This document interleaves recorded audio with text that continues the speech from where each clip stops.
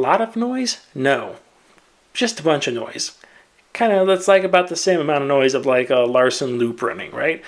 Really annoying, but not super annoying.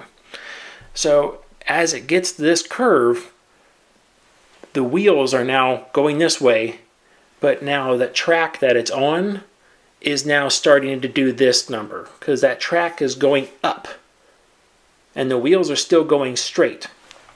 So as it's going up that curve, that sound, that jet engine screaming, squelching sound that you hear as it goes up that curve is those steel wheels scraping across the face of that steel track.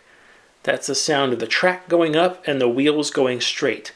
So they essentially chatter and scrape that entire time as they're going up there.